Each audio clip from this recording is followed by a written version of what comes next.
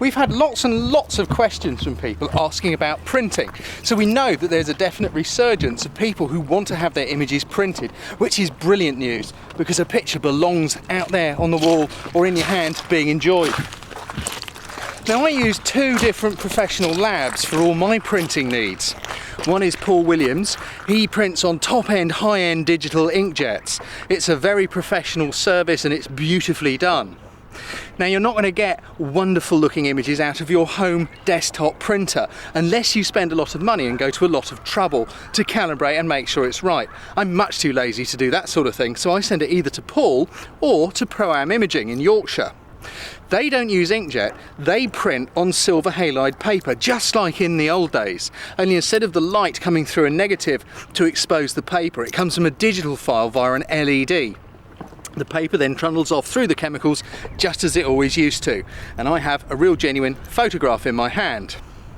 Now, it's many, many years since I last had something done in the high street, but I'm told, mostly by the high street printing outlets, that now you can get a perfectly beautiful print made on the high street. Personally, I'm very, very sceptical. So I thought it'd be a bit of a wheeze to see what happens. We're going to compare my two labs with two well-known high street outlets. We're going to look at price and quality. The first thing we need to do is to take a picture. Now, I brought you down here because the tide is incredibly low today, and that gives me a great opportunity to get close to these boats. I like these boats because they're kind of a whitey colour, it's pale, they'll show up colour casts created in the printing.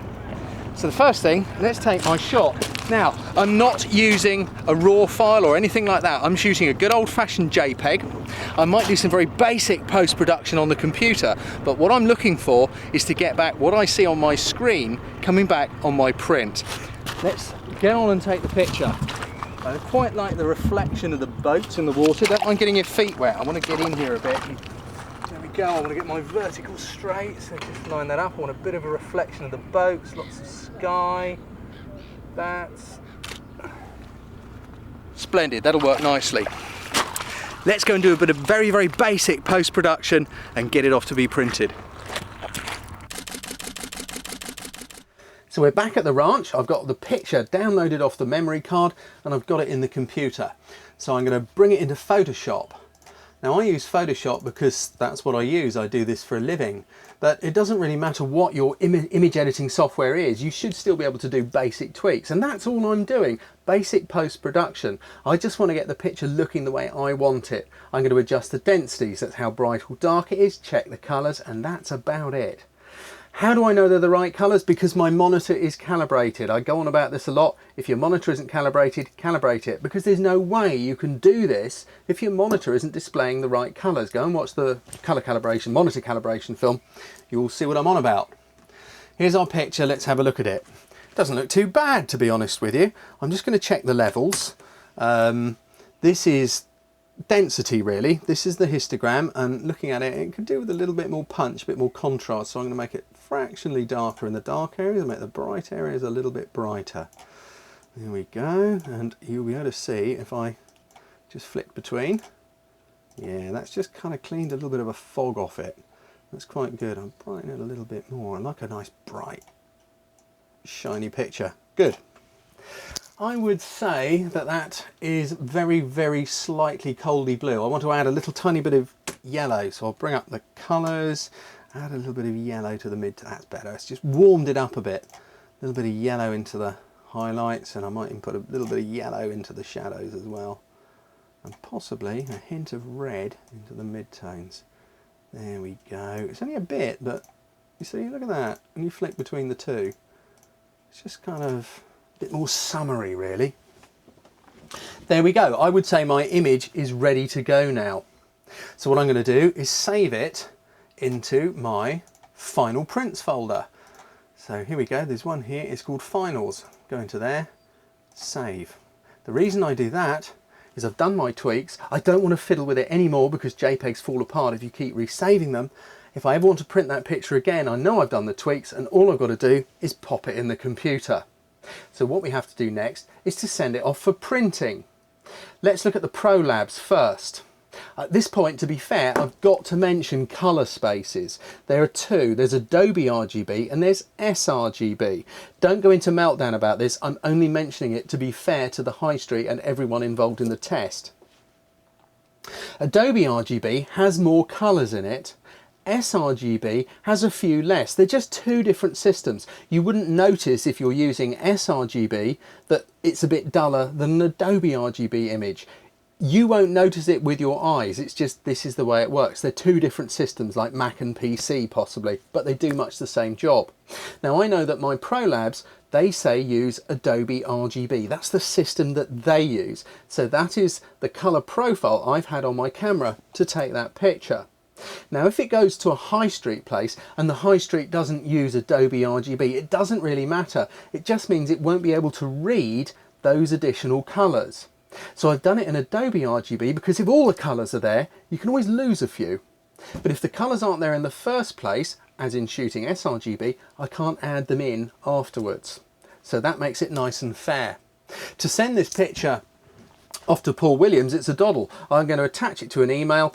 Write on the email, "Hi Paul, please will you print this 9 inches by 6 inches, thanks Mike." That's it. I don't need to waste your time with you watching me do it. You just got to trust me, that's all that has to be done.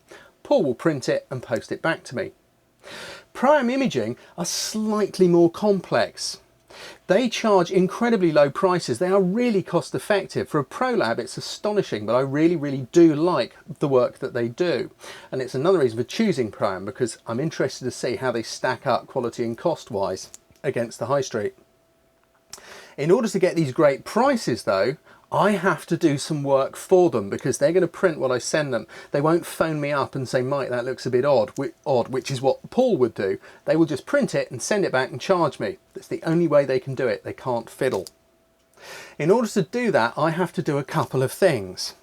I have to, and you don't need to worry about this too much. I just have to go to image mode and I have to assign a profile, which is Adobe RGB.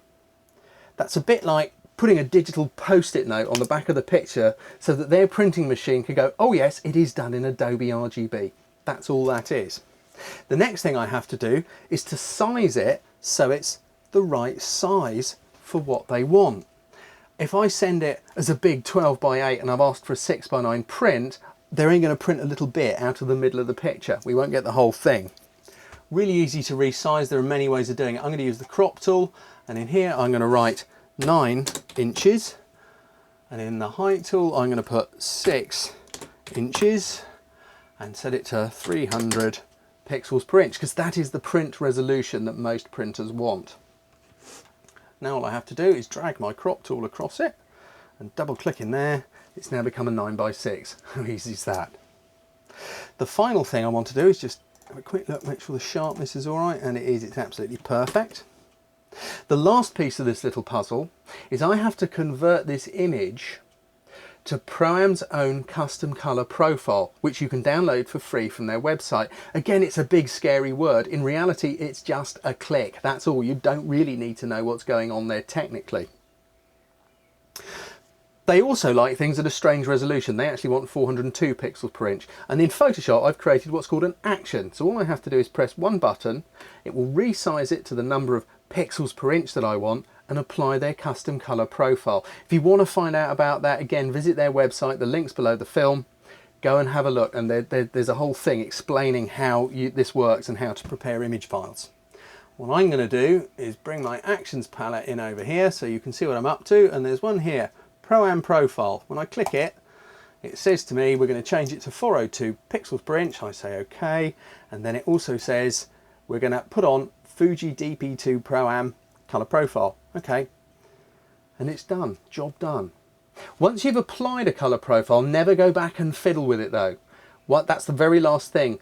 Just do that, save it again and send it off. So I'm now going to save again. We go File, Save As. And I have a special folder on my hard drive here, and it's called Print Order.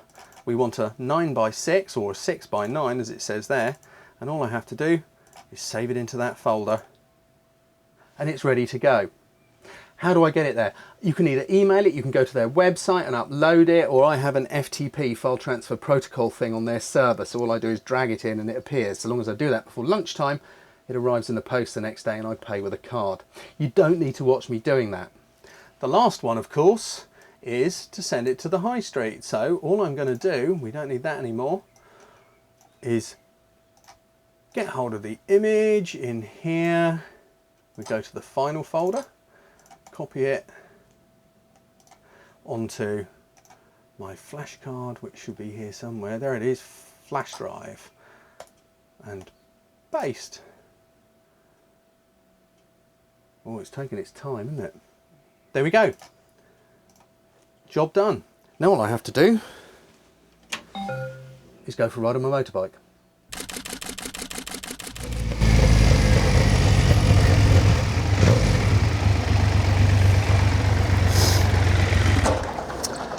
For me, the best part of being a photographer has always been riding the motorbike.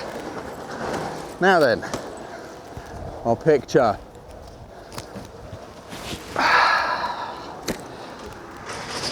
To give it the best chance, I thought we ought to take it to somewhere where they do photography.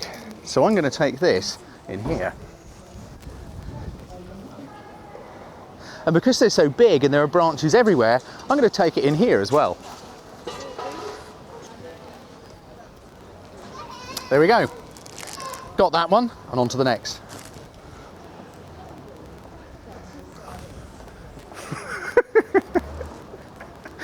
It's brilliant when I don't know where the camera is. Got that one, now for home.